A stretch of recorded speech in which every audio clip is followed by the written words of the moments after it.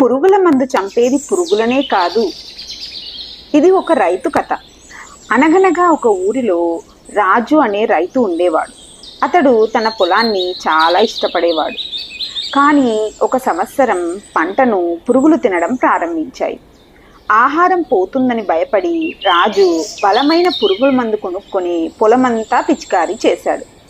మొదట పురుగులు కనపడలేదు, కానీ త్వరలో ఒక విషాదం జరిగింది. సీతాకోక చిలుకలు రావడం ఆగిపోయింది. తేనెటీగల చప్పుడు వినిపించలేదు. పక్షులు కూడా పాటలు పాడటం మానేశాయి. ఇంకా దారుణం ఏమిటంటే రాజు కుటుంబం కూడా అనారోగ్యం పాలయ్యింది. కూరగాయలు తిన్న తర్వాత పిల్లలకు కడుపు నొప్పి, భార్య బలహీనంగా అనిపించటం మొదలయ్యాయి. రాజు గ్రహించాడు, పురుగులను చంపిన ఆ విషం నేలను, పక్షులను, తన కుటుంబాన్ని కూడా హాని చేస్తుంది అని. ఒకరోజు పక్కింటి ముసలి రైతు వచ్చి రాజుతో ఇలా అన్నాడు, మరో మార్గం ఉంది రాజు. వేపాకు, ఆవు మూత్రం ఎరువుగా వాడితే పంటలకు రక్షణ ఉంటుంది, ఎవ్వరూ నష్టపోరు కూడా అని. రాజు ప్రయత్నించాడు. కొద్ది రోజుల్లోనే తేనెటీగలు, సీతాకోక చిలుకలు తిరిగి వచ్చాయి. పక్షులు పాటలు పాడాయి.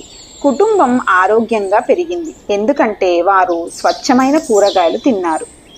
రాజు నిజం గ్రహించాడు. విషం వాడితే పురుగులతో పాటు మనల్ని కూడా చంపుతుంది, కానీ ప్రకృతితో కలిసిమెలిసి పంటలు పెంచితే అందరూ ఆరోగ్యంగా ఉంటారు అని.